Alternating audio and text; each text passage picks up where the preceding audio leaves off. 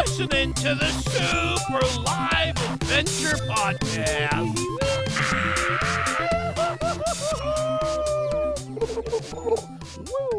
I am Chris Sorrentino. I am John Saluga, and we have a special guest on the podcast tonight. Oh, that's right. Good old Jimmy Mack from Rebel Force Radio. Hiya, fellas. It's me, Jimmy. No, I'm kidding. We're going to talk to him on Zoom. That was dead on Jimmy Mack. It's pretty good. People always tell him all the time, the Jimmy Mack impression is perfect. He's like, I just thought that was really Jimmy Mack. Nope. It was John Saluga. Yeah, we probably could have done a whole episode like that, but I don't want to do that to Jimmy Mack. He's cool. Do that. That was a good time, man. Yeah. Well, you guys are going to hear it. I'm going to tell you about it. Yeah. You're going to love it. That voice for the The whole thing. Crank up your headphones. Oh, thankfully not. No, he's got the sweet. He's got a voice. Chicago voice. He's a Chicago radio guy. He's a podcast host. He's a professional. That's right. He's a good dude. And yeah, you're about to have a good time with us having a good time with Jimmy Mack of Rebel Force Radio. Here we go. Hey, guys, we're talking to Jimmy Mack from Rebel Force Radio. Good friend of mine out in Chicago. Thank you for doing this, and nice to meet you officially. Nice to meet you. Like I said, awesome. I checked out Rebel Force Radio because of your involvement when you guys were first talking about him. We had this chance meeting at a Star Wars convention of all places. Yeah, Celebration Anaheim. Yeah, I was standing in the middle of the convention floor, and all of a sudden I get approached by these two guys, very enthusiastic too. Well, I could tell there was some day drinking going on. Yeah, I'm with fans. We've you know what I mean? Like you guys have been on like 10 years, and we've been doing our show 10 years, which is crazy. We're hitting 10 years in March. So I've always floated in and out of podcasts, and I always come back to Rebel Force Radio. It was like one of the podcasts I would always come back to. Well, thanks, man. Yeah. We've been doing it for a long time, you know. And so, yeah, when you came up to me at the convention, sir, I was like, holy fuck, Bobby Moynihan listens to Rebel Force Radio. Now, you've heard that, of course, before. Yeah. I saw the Belushi right away. Yeah, And being from the Chicago area, you know, it's like the connection that Chicago guys of that era have to John Belushi. Yeah. You know, he's like president of our nation. You know, I mean, he's so highly revered and everything. And yeah, of course. You know, among kids who grew up in the 70s and 80s. And, you know, we just always knew he was one of us. Yeah, real hometown hero. And coincidentally, we're actually recording on his birthday right now. Yeah, that's great. 74th birthday. So Wow. happy birthday, John Belushi. Happy birthday. Yeah, man. He's still on that mission from God. You know That's it. With God, actually. Yeah, he's hanging out up there. That's my favorite movie, for the record. Yeah, Blues Blues Brothers. Brothers is his favorite. Yeah, that's number one. No, you would have loved The Weekend in Joliet. I know. I was really jealous. I mean, he just really went so last minute, and I was I wish I did. I wish I went. If they do it again, I want to go. It was I hope they do it nuts. again. I've talked about it on this show, but like since you're here, man, I just once again thank you. You're a beautiful man, Jimmy Mack. Jimmy Mack picked me up from the airport and like hung with me. I hung out with his family. I hung out with Tyler, the intern Paige. Yep. She was the coolest guy. Me and Tyler have become good friends. Like we talk often. I love Tyler. Yeah. And I got to see, oh my God, dude. All right, so Joliet and Blues Brothers, and that was its own thing, which was amazing. But before all that, I got to see Jimmy Mack's Star Wars collection. I got to see like the museum, which is like rare. I'm one of the few people who got to see it now in its current exhibition. Yeah, it was in a small room, and now it's been busted out into my whole basement. And it's about 2,500 Star Wars action figures. Yeah. Wow. And that's a lot. It's a lot. I fear that someday they're going to organize and revolt. Have a mutiny. Yeah, dude. Oh man, it was one of those moments where like, if I could like, I don't know, shoot a message back in time to like young Chris and just show him this, he would have like, these are toys. These are Star Wars toys.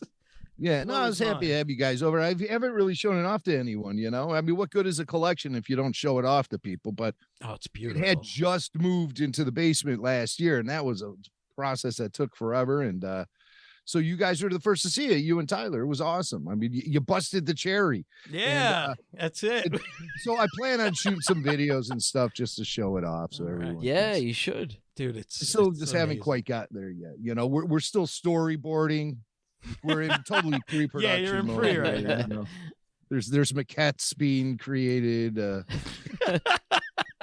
early casting, you know, auditions. Yeah. It's really intense process. Yeah, it's a rough. But no, I plan on getting all that stuff out there. I was happy to have you guys over. Talk about day drinking. We started early that day. I think. Yeah. And it just continued throughout the whole weekend. I felt bad, man. You had to do something real quick. It's like cut a commercial or something. Yeah. And so me and Tyler were in the backyard just drinking, and we locked ourselves out. And I was like, oh man, I gotta take a massive piss. He's like, yeah, man. I was like, just watch my back. And Tyler, a guy I met for 20 minutes, and I'm at Jimmy's house. And he picks me up, and he's like, I'm peeing in his backyard like a drunk miscreant. So, in addition to podcasting out of this room I'm in right now, I also produce audio commercials out of here. Mm-hmm. So I got this last minute order on Friday, and of course, you know, it's always. Of course, make your money. Guy in from out of town, we're already drinking. Yeah. And here comes an order for like 6 commercials. I'm like, shit, guys, get out of here, get the fuck out of, kick them out of here. Doing my business. And then somebody, I think my son finally lets you guys in. Yeah. What the fuck? And so, but I gotta ask you, man, you must have pissed behind the shed, because I got some weird shit growing back there. Yeah, man. It's crazy. Yeah, but man. yeah, just so, dry it out. That's what you do. That's what you do in the suburbs of Chicago. That's you know? it. Yeah. That's also what you do. Like, if you're Chris's friend, he's gonna pee in your yard. That's how you know we're friends. I'm like a cat. I mark you. You know what I mean? Like, wow. That's how you know. That's a badge of honor. Yeah, wow. that's how you know. Okay, that's a good way to look at it. I bet you've peed in the yard of every place I've ever lived. Yes. Yeah. I think so. We've been friends for 25 years. Yeah. Oh man, he's probably claimed the territory surrounding you for the next like 3 or 4 square miles. Oh, I peed in every room and every place you. Let's just follow the yellow trail. Yeah. Take you to the land of Oz, man. Yeah. Oh, Emerald City, man. Yeah. Yeah, it's at the end of my trail. I tell you, man, I'm the piss guy. I'm the Panther piss guy. I smoke so much pot that like I was in at like my day job for like 3 weeks. Right, I kind of float in and out. I come back, and like people were like, "All right, so there's like a sink we pee in." And they were like. I took one piss and they were like, "Oh, that awful smell is back. It was gone for like 3 weeks." I was like, "Yeah." No. I was like, "It smells like the tiger cage at the zoo." I was like, "Yeah, man." I was just pissing straight THC. He smoked so much weed. Last time he had to take a piss test for work, nothing came out but smoke. Yeah.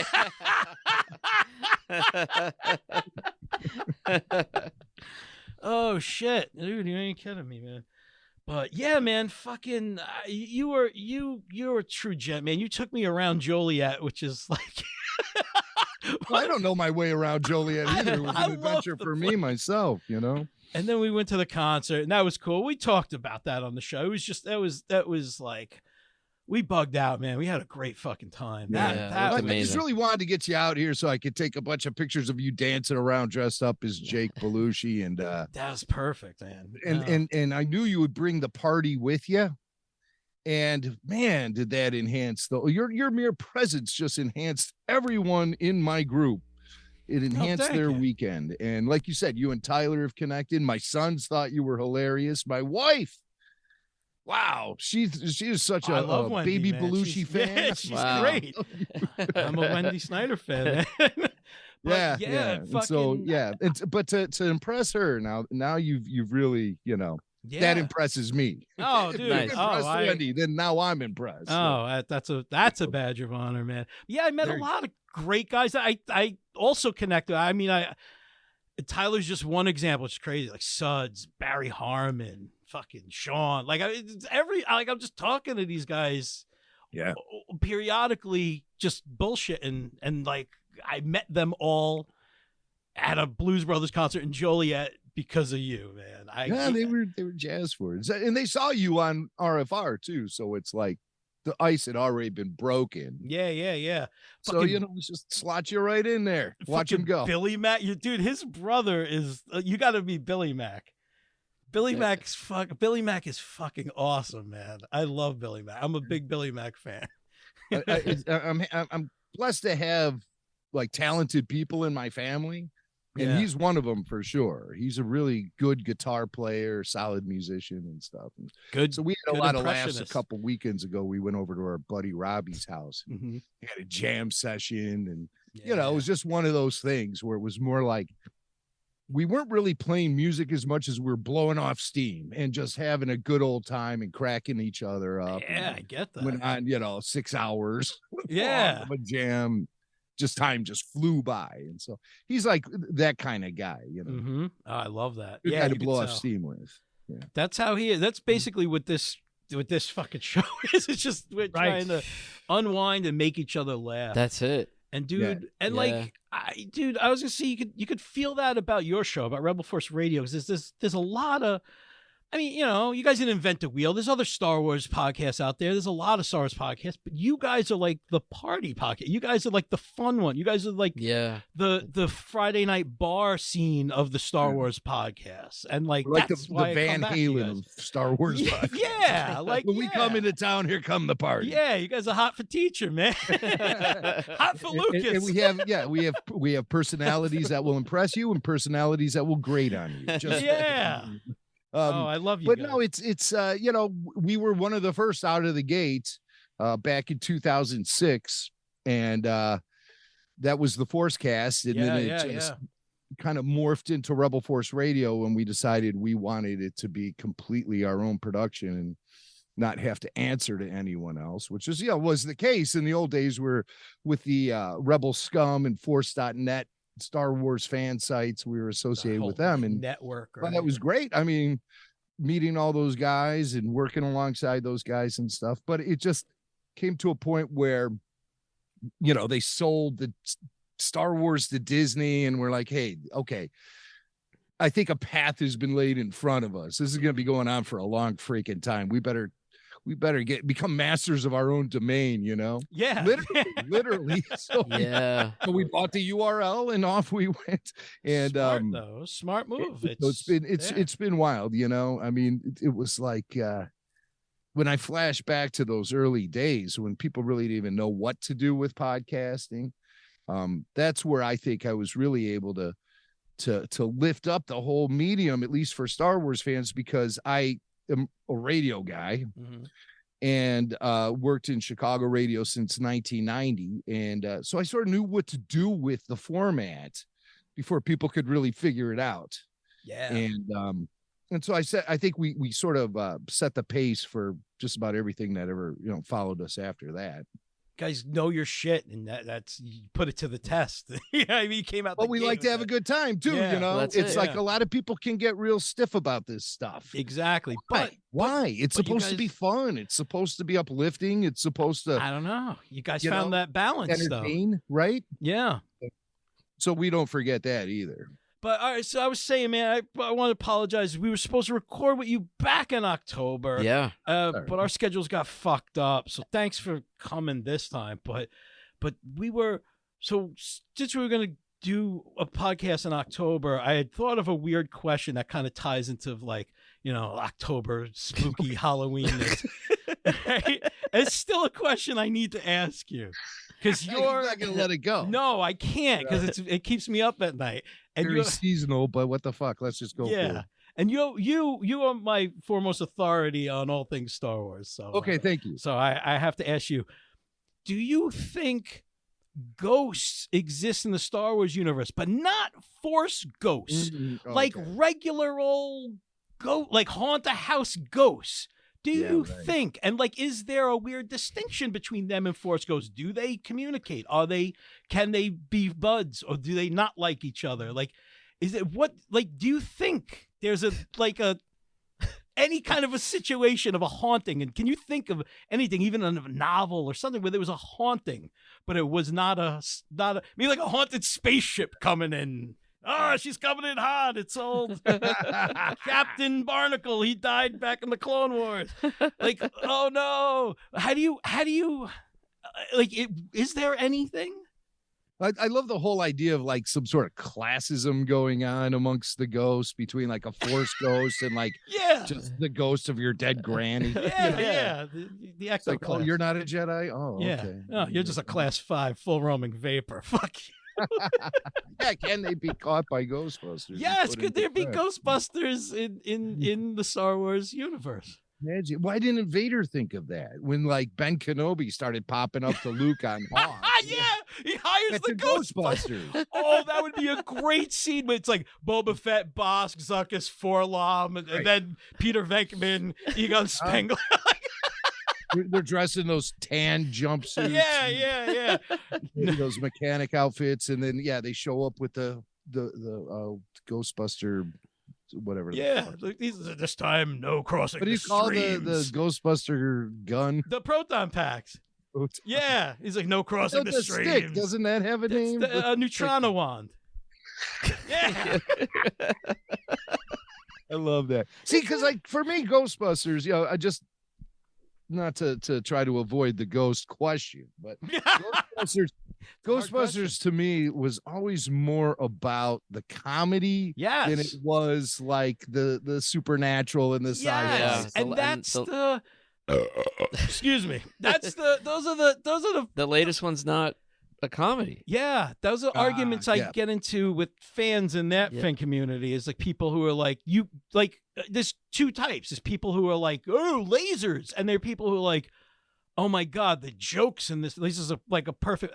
Ghostbusters is my favorite movie. It's just I noticed all round. Yeah, it's just a well-rounded, perfect movie. Well, I had heard like Bill Murray's thing with the second one. What he didn't like about it was that because it had a bigger budget and there were more effects, he couldn't improvise as much. Mm-hmm. You were just forced to say the lines because everything was so calculated. Yeah.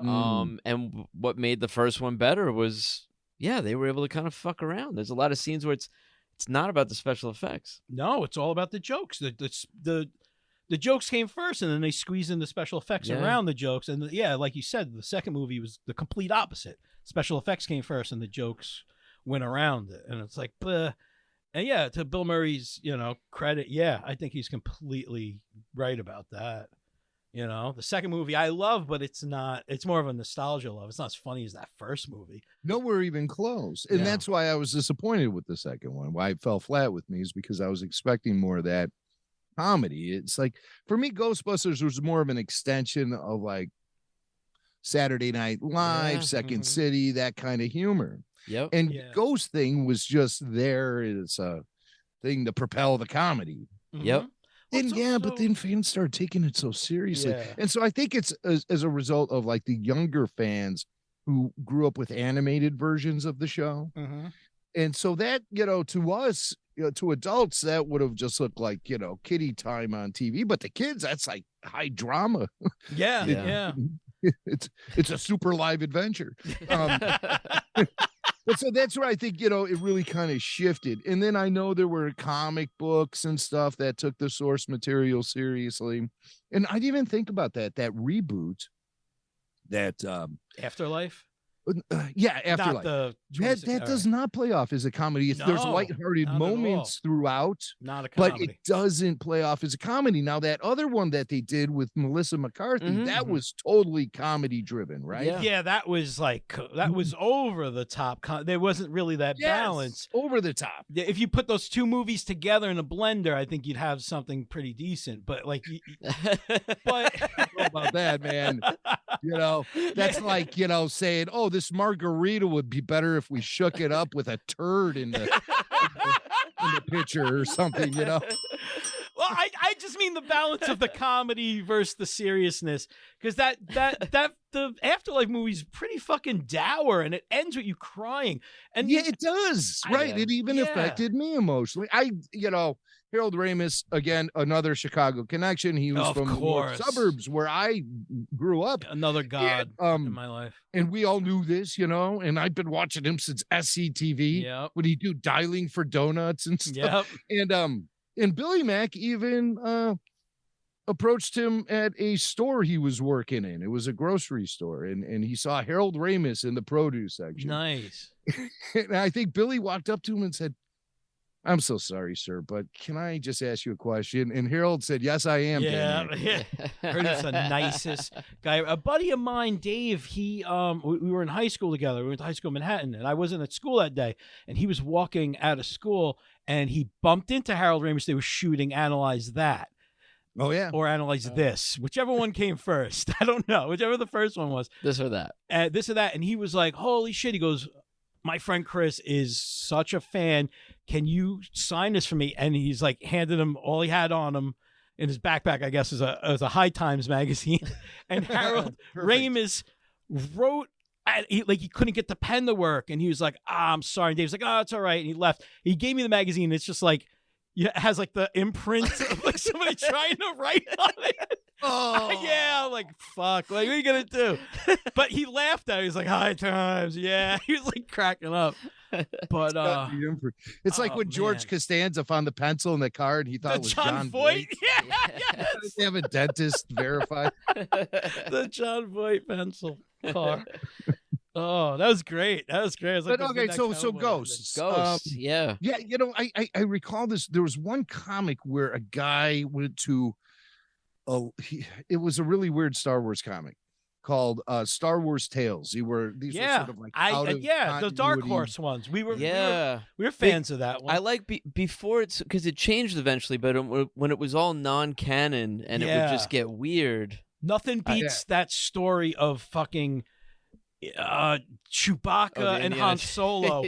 Crashing in like the Redwood Forest or something, and then like you find out Indiana Jones is looking for Bigfoot. That's like and it's Chewbacca. Like the last panel, it reveals Indiana Jones. Yeah, and he's got like a teenage short round, and I was like, that's so cool. You call him Dr. Jones, doll. Hold on to your potatoes. But anyway, I'm sorry.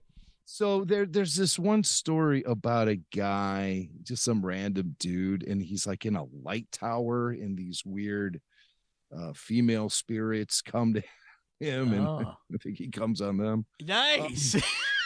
Hey, talk about a Ghostbusters scene. I don't really recall what that story was all about. And then wasn't there like a Goosebumps Star Wars spinoff back in the day? Oh, I don't know about that. I don't know. Scholastic Books. I forget what it was called. Minoc Bumps.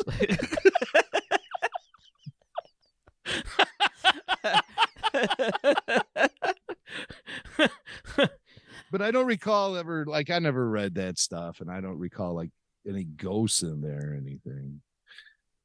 Zombies. There's zombies in the Star Wars universe in the book Death Troopers.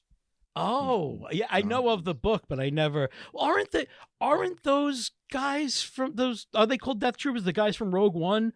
Aren't they kind of zombies? They're like lobotomized robot people. You know about that, John? Oh no. Oh my goodness. So you know those troopers in Rogue One that are in all black, those Death Troopers. They're like lobotomized humans that have like robot brains put in. Yeah. Right? Is that canon, or is that like a...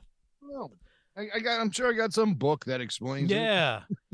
Lobot. That's interesting. Well, they definitely don't talk in English. They have they talk like probe droid. Static-y sort of sound. Yeah, they talk probe droid. The Lobot. I never put that together. Excuse me, as a kid, that the name was like meant for like lobotomized, and he's got like half of his head ripped out. He's got like a fucking car system. He got like a Nissan dashboard in his head. with a name like Lobots, you know, sooner or later, your destiny is going to lead you to somebody sticking a scalpel into your skull. Yeah. It's going to happen, guy. Your name is fucking Lobot. Yeah, right. He walked in there. That was his name already. You're like, all right, pal. Ready for this one. When he kind of gets like, when Lando kind of like signals to him, calls him or whatever, and he he turns on that shot. It's like a key, like a car start. Like that shot. I think when I first like saw it in a theater, which was like special edition for me, I remember that shot. Just it made me laugh, and it still makes me like every time that happens, I laugh. I don't know. Lobot cracks me up for some reason. Remember, I took a picture. He shaved his head once, and I did one of those, those Instagram boomerangs of him doing that, like turning on. Yeah, with the headphones on. And I would just watch it as a loop and just jerk off to it over and over until my dick was raw. Damn. Yeah, it sucked. But it was Stay away from my videos, all right? Stay the fuck away from my videos. That's not what I picture when I'm addressing the audience. I picture like, you know, everybody drinking and partying and having a good time. Drinking and partying. Dude, usually it's a guy on a John Deere riding lawnmower. Whatever. On the go. No, I like hanging out. These guys, they cover episodes of new Star Wars shows that drop. So there was, you know, like it's Obi-Wan, then it was Andor, now it's Bad Batch, and they do like a live wrap up like that night after the episode on YouTube, and I'm always in the chats. I'm always having a good time, and I'm drinking, I'm smoking, and I'm just like I'm having a good time. All these other people are too. We're just talking to each other. I met some good friends on there too. Oh, bullshit! Oh, great, it's funny. Yeah, it's a great little community of Star Wars fans. Yeah, it's fun. It's awesome. I recommend checking that out. Anybody who's like Star Wars and wants to party, you can just come on there and just bullshit with other Star Wars fans getting hammered. We're all saying what we're drinking and. Yeah. Yeah, it's fun, man. But yeah, you got some great callers, man. You got Blake. You got this little kid Blake who calls in all the time. It's Blake's Take now. They have like a segment now based around this kid Blake. It's fucking crazy. Yo, he's 11 years old. 11. He just lays these compact, bite-sized pieces of wisdom on us. It's all very clearly presented and well articulated and stuff. And it's like, geez, that's great. What are we doing here? Let's just turn this show over to this guy. Yeah. Hey, watch him go. But yeah, that's nice. You know, it's like I said, gives you hope. Families like to listen and parents, you know, they bond over Star Wars with their kids. I did when my kids were little. Yeah. It's not like they grew up to be these hardcore Star Wars fans. You know, they're into the shit they like. But it's just, you know, it's part of their fabric, you know. Yeah. It's just, you know, enjoying Star Wars with the dad. And then my son. It's in my house too, yeah. Yeah. My son Dylan, he's 20. And you know, I had these kids watching Clone Wars back in the day. We made a big deal about it because their mom worked on Friday nights. She wasn't home, so that's when the Clone Wars was boys' night. Yeah. It was a boys' night. Nice. So we would Can't traditionally do Taco Bell. Yeah. Put our Taco Bell on. Dude, you know what this is called in my house? It's the fart party. It's a fart party. The fart party. The boys hang out. They eat crap. They put on some good shit. Usually some 80s. Like we watch some like real like fucking low budget movie. Just hang out and just fucking fart and scratch your balls. You know what I mean? Like, well, it's just boys in my house, you know. I have me two too. sons. Yeah, which they're great boys. I love you boys. Yeah. And they like to fart. And who doesn't? Yeah, you know, get together, have those Taco Bell Friday nights. Those were a lot of fun. And watch the new Clone Wars. Man, I am just like, that's like my fondest memories of sharing Star Wars with my kids. Yeah. Well, I just got to experience it. So my son is 6. He just turned 6. Literally yesterday. And I just showed him A New Hope. Oh, great. Not that long ago. And he had the opportunity to see it sooner. And he actually turned it down. He was like, Darth Vader scared him. He was kind of like, yeah, maybe not. And same thing, I was kind of like, I'm going to let him kind of come to me and ask about it, you know? But I showed him the theatrical release of A New Hope. That was like that DVD set where it was like a bonus feature on it. Yeah. Mm-hmm. And that's The what I one in the decided to show tins, him. That was a great set. Do you have an opinion about? I'm sure you do. Like what order, how to introduce a kid to Star Wars, and also like what versions to show? Because I know George Lucas's answer is start with 1 and go on and with all special editions and everything. Start with 1, end with 6. Well, Yeah, that's what George would say. Yeah. Don't even talk about those other ones.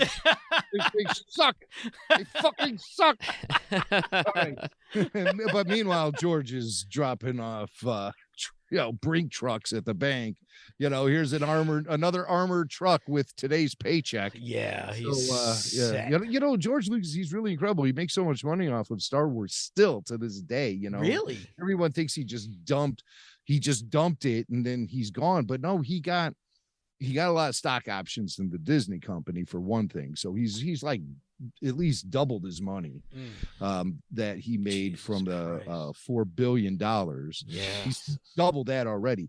On top of it, now this is the genius of George Lucas. On top of it all, he still owns the buildings at Presidio Park where Lucasfilm is headquarters. Yes. He still owns Skywalker Ranch. Yeah, a buddy of ours told us that when it happened. Like, he's like, Disney's going to be paying rent. Do you remember he said They're that? Yeah. paying him rent. Yeah, you're right. I For the forgot company, about that. they spent $4.5 billion buying from him. The guy's a fucking genius. I mean, really. Yeah, he talk about really having your is. cake and eating it too. Fuck, man. Having your Panda King and eating it too, right? Isn't that all he eats is like weird mall cafeteria food?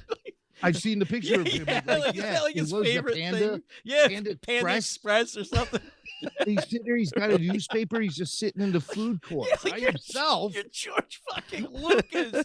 You're eating this shit off a dirty floor. What are you doing? And he's like not disguising himself at all. He's got the fucking plaid shirt. Oh, he's plaid it all. The beard and the waddle and. It's all right there. There it is. George Lucas. You're right. He's sitting right by Chipotle. You're right. He didn't even switch up his shirt because if he wore maybe a T-shirt, I think maybe it's not him. But you're wearing the flat like the patented. Oh, yeah. Man, like, hey, there's that guy from the DVD extras on the Phantom Menace. There he is. Eating Panda Express. At the food court. There's that guy from that Light and Magic series. I stood behind him in line at Starbucks and he farted. Well, our buddy that works at ILM, he was telling us it's like sign shit that if you were in an elevator or something with him, you can't Don't talk to him. Yeah. Don't look at him. There Don't have deal been with him. rules. And I approached George once. No way. We were in the press room. And so I was in the room with him for like 2 hours. Oh, my God. And I had, he came down the line and each individual press guy got to talk to him. And I noticed as soon as anyone started talking to him on that line, there's a guy standing behind Lucas, like pointing at his watch, speed it up. Right. I'm like, Yeah. holy shit. When it comes to me, I'm just going to like start crying or something. I'm not, the pressure is too great, but I was able to spit out a couple questions and even joke around with him a little bit because he thought my recording device looked like a taser gun. A taser gun? He's like, I don't know, it looks like a taser. Really?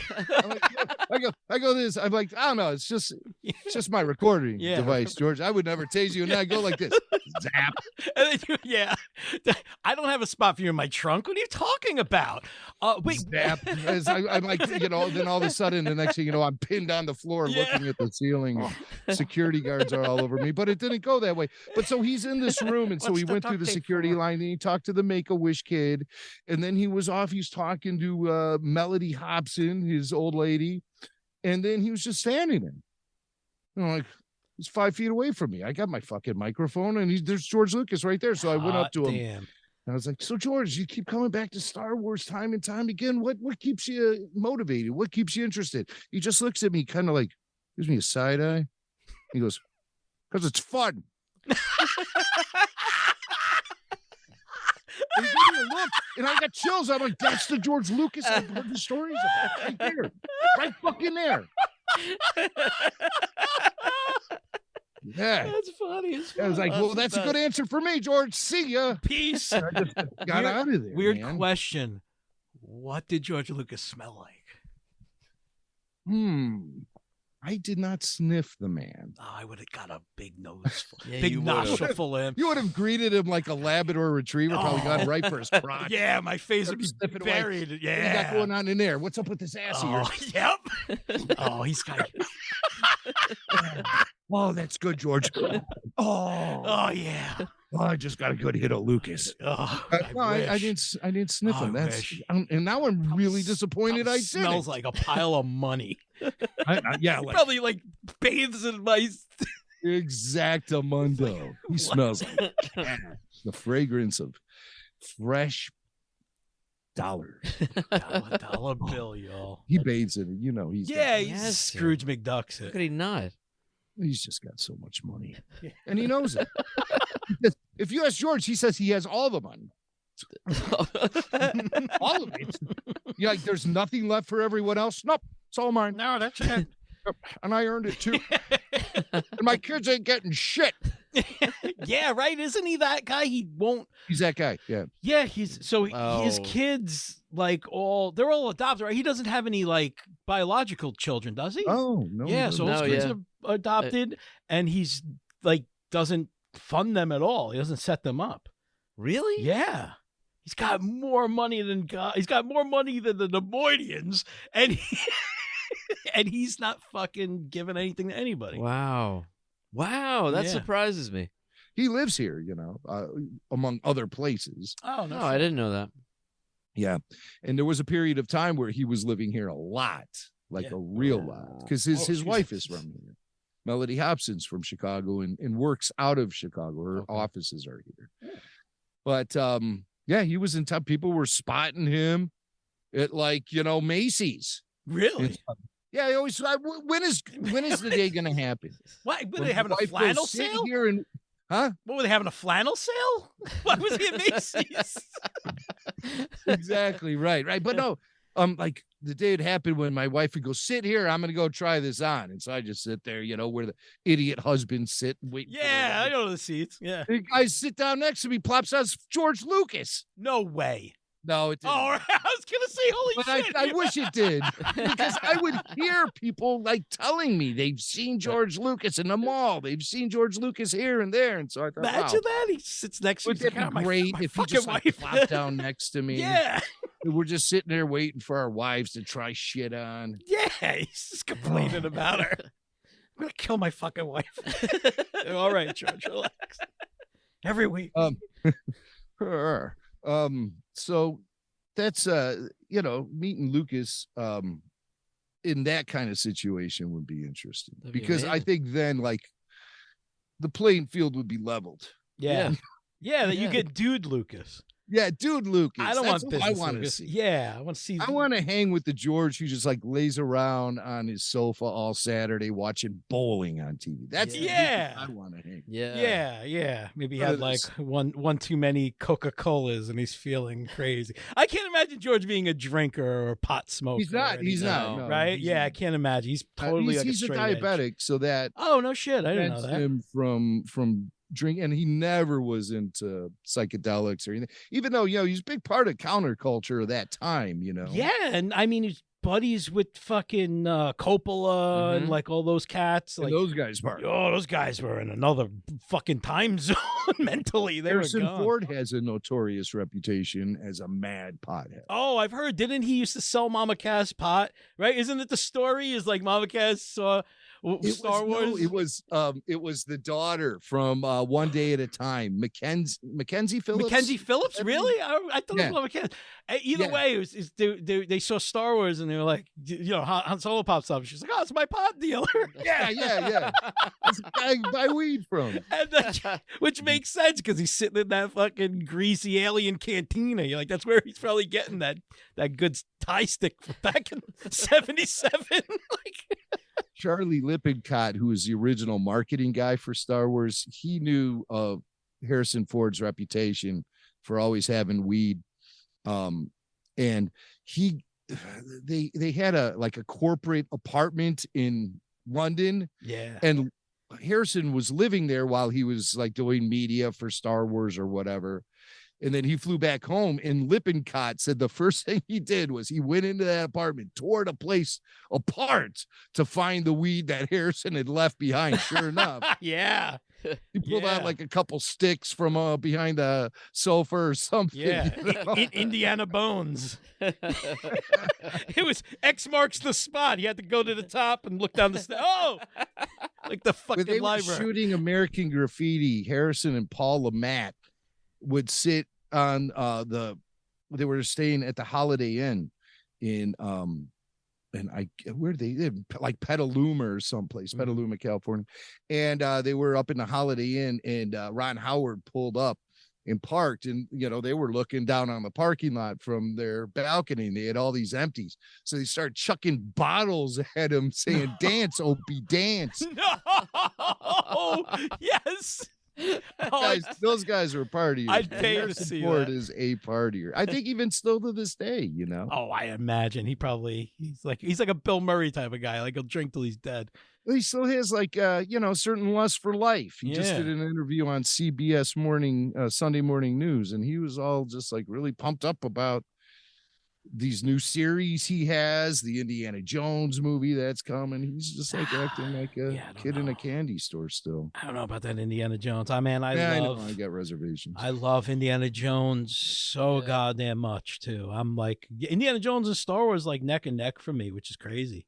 Like I love those franchises equally, which is, I know some people hate me for saying that, but I don't know. I just grew up on both. I just really I don't know. Just both I don't know. They both kind of were like in the same, I don't know. Like if there was a double feature for me, like a perfect double feature would be Raiders and New Hope. I don't know. They just complement each other, those movies. Yeah. The original trilogy of both just complement each other. To me, I don't know. Maybe it's just a me thing. No, not at all. No. I mean, a lot of people, there's a very thin line between Star Wars and Indiana Jones. A lot of the same crew worked on the Indiana Jones films. Yeah. Beyond Lucas, you got Harrison Ford, fucking Han Solo. Yeah. He is, Indiana Jones is basically Han Solo without the Wookiee, right? Yeah, I agree. In a way, right? Doesn't he? I think so. Come across as well, he's a little less scoundrelly. Okay. Maybe especially in he's got the teaching job that keeps him grounded.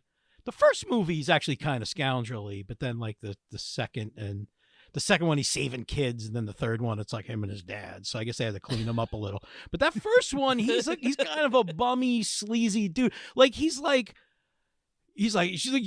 goes to Tibet and Marion Ravenwood's like, oh, you fucked me and left me, and you do the math and you're like, oh, she was probably like 50. what are you? I never did the math. Yeah, do the math. Why did you start doing math? Oh, no. Don't do that. I hate math. That's one of the reasons why. Come on. You realize Marion Raven totally underage. Dude, it's Karen Allen. Lucky broad, all right? She gets the kiss, right? She gets to kiss Harrison Ford. She gets to kiss Bill Murray. You're gonna say Bill Murray. She gets to pal around with fucking Belushi. She gets to be in Animal House. Yeah, she gets to hang out with James Earl Jones in the fucking Sandlot. Good old Karen Allen. Good old Karen. Good old Karen Allen. Good Karen. Yeah, she was all right when she even coming back to the role in Crystal Skull, which a lot of people don't like. Oh, I hate that. So that's what I think is kind of interesting about this new Indiana Jones movie. Yeah, it's like way past the prime for the character. There's no question about it. Yeah. No matter how cool Harrison Ford is, no matter how pumped up he is still about acting and stuff, he is 80 fucking years old. I don't know how he's gonna be running around like it's such a and the traditional stunts in those movies are so great. Like that's such a big part of it for me. It's like I don't know. I don't want to lose that. Right. And CGI stuff. And even like, dude, he's in his 80s, so obviously he's gonna have like stunt guys doing work. But like, who are the stunt guys? Other 80-year-old guys? What did you just get?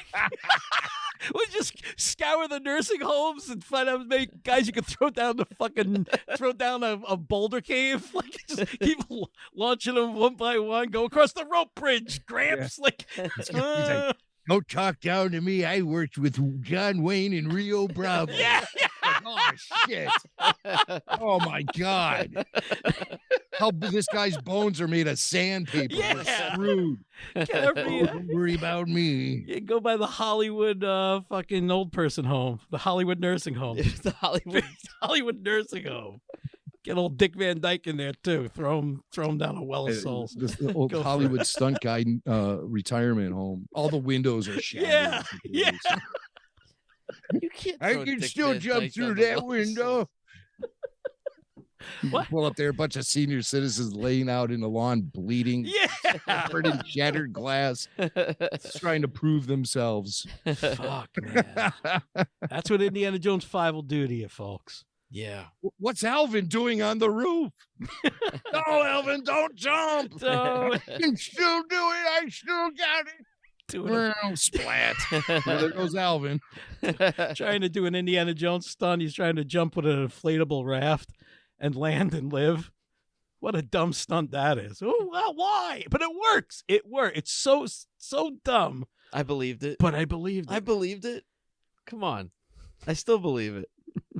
If I was on a plane with an inflatable raft, I'd feel a little bit safer. Yeah. If there's no parachutes but just one inflatable raft, I'd be like, all right, we got a chance. We got a shot. But I'd only have to have like a lady and this little Chinese kid. That's the only way you're going to survive it. We have to land it in a river. Anyone else, you got to like tell them like you got to stay and die on the plane. Like a big fat guy, you got to stay and die on the plane. Who am I kidding? I'm the guy who has to stay and die on the plane. You're sitting there with a raft, but it's uninflated. So you have it, you got your arms, you're sitting in your chair, you're buckled in, you got your arms wrapped around this big orange plastic thing. With this flight attendant comes over, sir, I can put that in the overhead bin. My whole life depends on this fucking thing. You're just sitting there holding on to it. It's like the drink cart comes around and bumps the side of it, so the little nozzle opens. It blows up in the seat. I'm always sitting next to that guy. Yeah. That's my plan B. Always sitting next to that guy. Jeez, it's better than the baby. Not the last time I went to Chicago when we were hanging out. The time before that, when we went for Celebration, it was a 3-hour flight with a baby screaming right behind me the entire time. It was and I'm a genuinely nice guy. Like I let things slide. I wanted to kick a baby down a fucking airplane aisle. Like if I could have paid $1,000 to do it right now, I would have done it. I would have fucking punted that dirty kid right out the fucking window. When was this? 2019 Chicago. Oh, okay. All right. April. I just wonder how old the baby. Now you're kicking like a. Oh yeah, now that kid's old. You kick a 4-year-old now? No, because you know what? If they went on other trips, that kid's dead already. I wasn't the only one. All right, pal.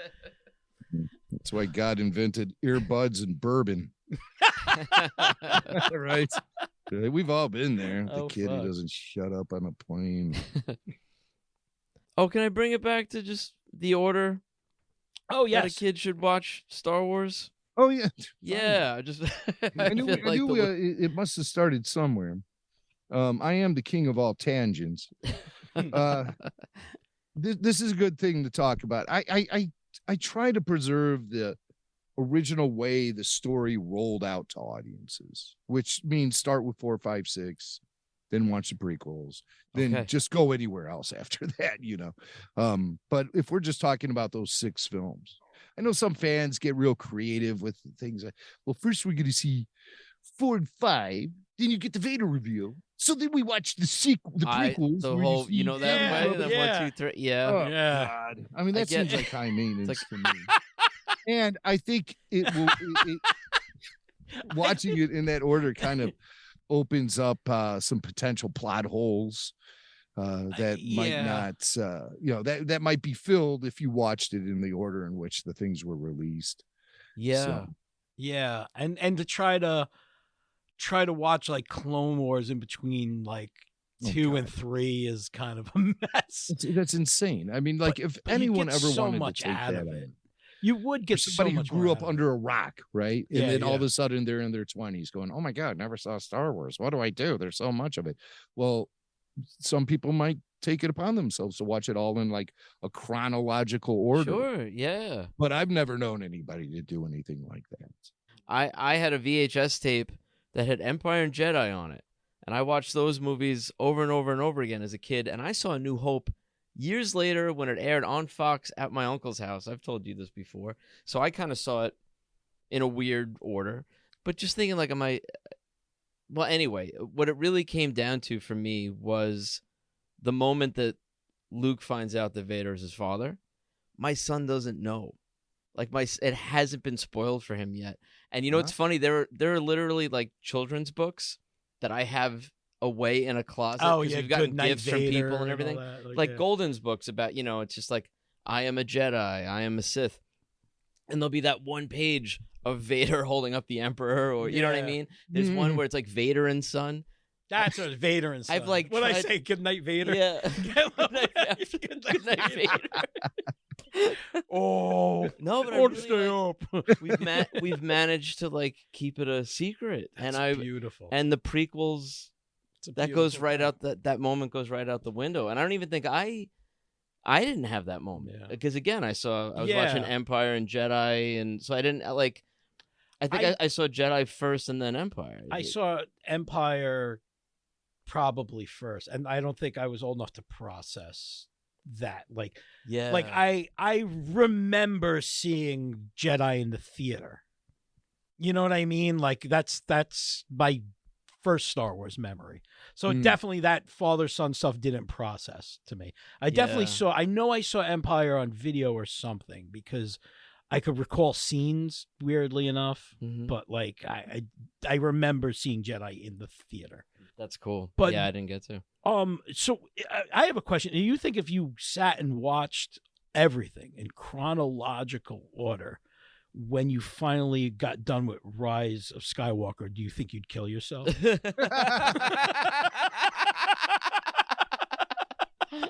you were like, leads up to this, yeah, like, this is how it ends. Somehow he came back. Like, when you put it that way, yeah, the payoff isn't exactly stellar at the end, right? Yeah, it's like maybe stop at the Mandalorian. Yeah, the only suggestion I have is just when you get to Return of the Jedi, stop. Yeah, just stop. Yeah. But I mean, it's Star Wars is one of those things that it always makes you want more, doesn't it? It always, I agree. You always want to revisit that universe. But with Star Wars, it's like I've been in the fan base since the very beginning, and there were 2 times when we were told flat out this is the end by Lucas, in 1983 with Return of the Jedi, in 2005 with Revenge of the Sith. And so that just like raises the anxiety so high. It's like they have to get it perfect, they have to fit everything into this final episode and stuff. And by the time we got to something like The Rise of Skywalker, by the time that was released, I think that anxiety and pressure was off me as a fan, because The Mandalorian had started dropping episodes about 6 weeks prior to episode 9 coming out. Yeah. So I'm sitting in the theater and I'm like, Rise of Skywalker, it doesn't have to blow me away because Mandalorian has already been blowing me away. Right. Pressure's off, Exactly. Yeah. Well, pressure's off. I've already seen the future of Star Wars, and it doesn't include Rey. Yeah. Yeah. So whatever happens to her in this movie doesn't matter. Doesn't matter. That's a whole side story. Pressure's off. Yeah. Well, people get wound up. They say, well, it all just unravels the entire original. It's its own thing. Don't worry. All fictional. If you want it to unravel it, you can. Yeah. Well, you could doesn't just unravel that's anything a for me because side the original story. trilogy was more about a character. It was more about a relationship between a guy and his father and trying to redeem Darth Vader, and that was the goal. The goal of the original trilogy isn't really to defeat the Empire or kill the Emperor or win the battle on with the Ewoks. That's not the point of it. The point of it is the redemption of Darth Vader, and that's Yes, what sir. you get. We should wrap it here, man. Speaking of wrapping up trilogies. The thing I just wanted to say, thank you guys. This is the first show I've ever in my entire life felt comfortable with just like, throwing out curse words and, fucks and shits. And so I've never felt that way in my life because I grew up in radio. I've been a radio professional since 1990, and I've always known never swear into this thing. Yeah. That's always just been a thing that's been burned into me. Oh, But yeah. I considered this before tonight and thought about it. And I was like, man, I wonder if I'm going to struggle with it. But as soon as I saw you two mopes on the screen, I'm like, damn, let's, I could just be myself. Yeah, man. And I We're really just like drinking that. beers. Super Live Adventure. You guys are awesome. I love you both. So, Oh, Jimmy Mack, I love you, man. Check out Rebel Force Radio. Yeah, Everywhere you listen to podcasts. Yeah, that's right. It's a great show. It really is. Chris recommendation.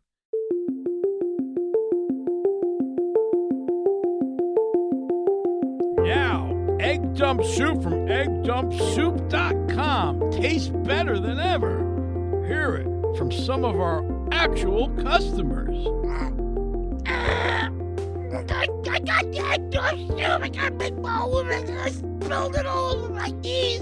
And it burned the hair off my legs. The soup is cold. It wasn't even heated up or anything. Why did this happen?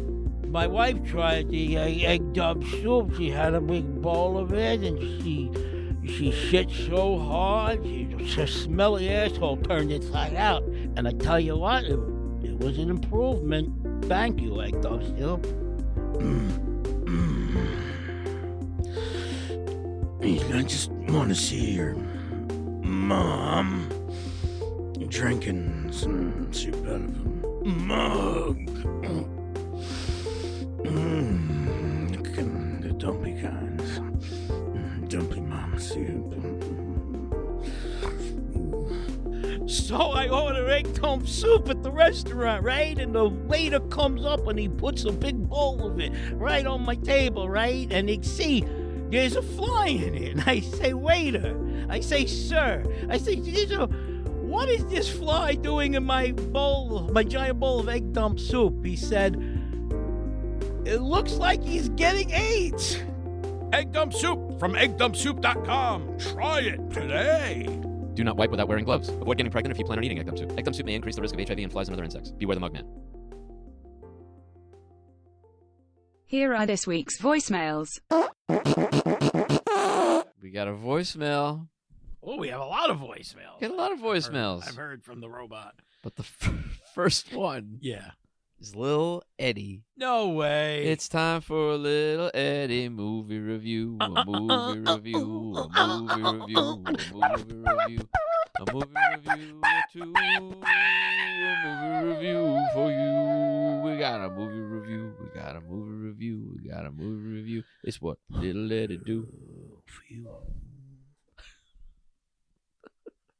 Woke the dog. Yeah, we did make the dog. Uh-oh. Hey guys, it's Little Eddie, and I just watched House Party. Oh. I did not like it. That is all. Yeah, I could have told you that. Man. Yeah. I can't believe you saw that. It looked so bad. Who's in that? I don't even know. They just tried to remake House Party, and I saw the trailer before. I saw something, and I was like, why? How it what the guys didn't even have the kid and play haircuts. They didn't? He didn't. The one guy didn't have the big kid hair. Oh, Yeah. yeah, that's all right. Yeah, or the short play little. It's not a house Right there. party. Yeah, no, it's not a house party without that hair. No.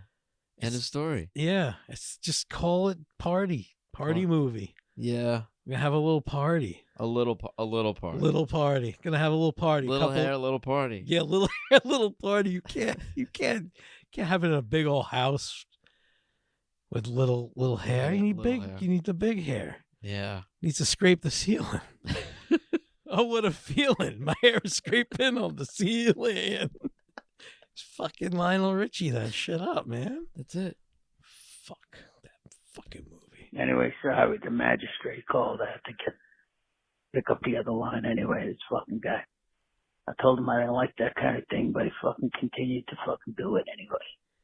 I'm like, what are you doing? I told you to stay away from that area. He's like, nah, but it's just fun, I like that area. Trust me. I'm like, no, listen, I don't fucking trust nobody. The last time I let somebody go around that area, next thing you know, I got fucking fingers in there. I don't need that. I'm a grown man. I could finger my own if I wanted to finger. Get the fuck away. I told him. I said, hey, get away. I said to him. He's like, nah, believe me, trust me. It's fun. It's for kids. For kids? Nah, what kids are you hanging out with? Give him my number anyway. Just joking about the last part anyway. I told him eventually. I kicked him in the fucking head. Told him to get the fuck away from me. Don't ever come back. Give my $20 back. Anyway, eventually, they said they saw him fucking, over there at Bay Street sucking a prick, but I don't know anything about that. That's beyond me. So, just figured I'd let you know. In case you say him. Let him know I fucking don't ever fucking find me again. I'll kill that cocksucker, I swear to Christ. Wow. All right. Sorry that happened. Yeah. To you. Yeah. I mean, it's not all bad, the fingers. We all know how you feel about that. Not so bad. Yeah. Good luck. I'm kind of with him. I got my own fingers. Yeah, Get of the course. fuck out of here. Of course. Put my own finger on my ass. Yeah, why you want to get your own hands dirty? Somebody else do your dirty work. Hey, that's a good point. Yeah, someone else do your dirty See work. that? All right, that makes a lot of sense. Mm-hmm. Okay. Yeah, you could fucking, Tom Sawyer that shit. Get someone else to paint your fence. Hey guys, it's Little Eddie, and I just watched Puss in Boots. Oh. The Last Wish. I liked it. Oh. Bring the kids. Yes. That is all. Okay. It looks great. Yeah, it looked fun. Yeah, I want to see it. My kids they didn't want to go. They didn't want to see Puss in Boots. Yeah, there was a day where I was just like, "Hey, we should go to the movies," and I was like, "Puss in Boots is playing." And they didn't. They wanted to stay home instead. All right. They weren't excited about it. They don't know Shrek. Yeah. See, I like the chance to see a PG movie called Puss. Like, that's great as is. That's right. You know what I mean? Like, they got some balls. I give them that. I give them credit for just naming the movie Puss. Because if I buy tickets for a movie called Puss, I'm not expecting, a fun children's cartoon. I'm expecting something else. That thing? Yeah. Come on, DreamWorks. Get on that. Show Shrek's wife's puss. Show Donkey's dragon's wife's puss. It's fucking false advertisement. The ball's on DreamWorks. I didn't see one puss in those boots. What a bad place to put a puss too. In a boot, you put your feet in those things. Keep your feet out of my puss. All right, buddy. All right. Fucking pervert, little Eddie.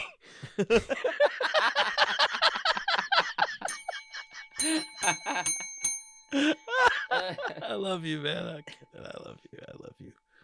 Hey guys, what's up? It's Juan Turtle, Little Show Club member. Ow! I was just listening to the Feast podcast, and you guys are talking about where does the 13th Friday the 13th come from? Why is it unlucky? It's unlucky because you're kind of right. It's near the Jesus type times, but that Friday the 13th was when the King of France declared war on the Knights Templar. Oh, and that was the beginning of the end of that order. Yeah. Oh, and, shit. Friday the 13th. That's what it goes back to. The end of the Knights Templar. Wow. Most people don't know that, but yeah, that's it. Anyway, listen, fit it where you should it, and yeah. I'll talk to you soon. Bye-bye. Happy New Year. Happy New Year. Happy Only New one Year, soda. Only one soda. Always dropping some knowledge. The Knights Templar, that's like some Masonic shit right there. Yeah. The Knights Templar, man, we were just talking about some Indiana Jones-ness with Jimmy Mac. Jimmy Mac. Yeah, dude. That's Temple of Doom, man. That's the Knights Templar. They're protecting the Grail. That's right. Of Christ. Yeah. I love that movie. Yeah, my grandpa was into all that stuff. Your grandpa was in Indiana Jones? He was in the... He's big into Indiana Jones. Big into Indiana Jones. Huge Indiana Jones guy. Mm-hmm. Did he get the tattoo on his chest like the guy with the fez? Mm-hmm. Yeah. Yes. That's a big move. Yeah. It's a big, I'm a fan of things. I just don't get tattoos. He got the tattoo for Indiana Jones, but he got the hat when he joined the Shriners. Oh. He got a little Indiana Jones card too. Yeah. A little Shriner card. Yeah. But it looks like it's, short rounds, got the blocks tied to his feet on it. That's right. In a little car. In a little car. He's huge in it. He's big round. The He's blocks tall only hurt. Yeah, he doesn't need the blocks. It's just all for aesthetics now. You wouldn't recognize him if he didn't have the blocks. That's why he does it. What can I say? Thank you, Only One Soda. Thank you, Yeah. everybody who called. And thank you, Jimmy Mac. Jimmy Mac's the best, man. I seriously, I can't say enough. He's such a fucking cool guy, man. He really made me feel at home hanging out in Chicago. And I'm glad we made him feel at home here at Super Live Adventure Podcast. He had a good time. We had a good time. That was good. That was a good conversation. That was fun.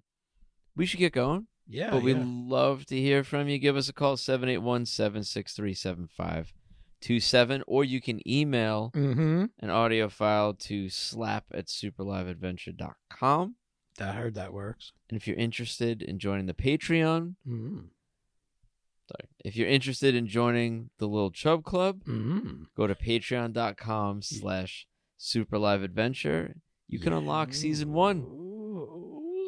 300 episodes. All 300 episodes. Oh, all at once. Download them into your brain. Baby. You'll be like the Matrix of slap. You download it all into your head and you just automatically just shit your drawers and fucking hit yourself in the head with a hammer.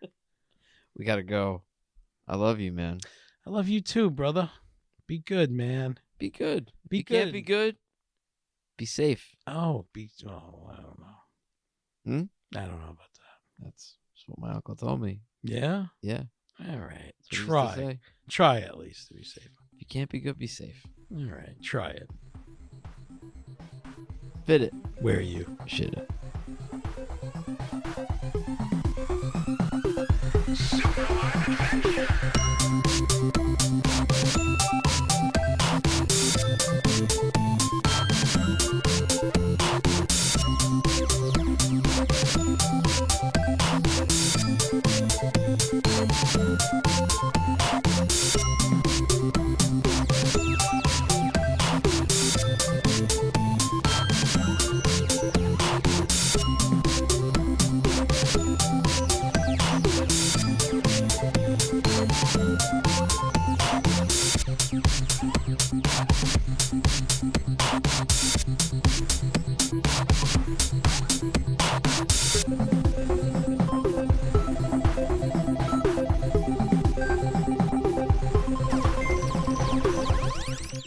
Because it's fun.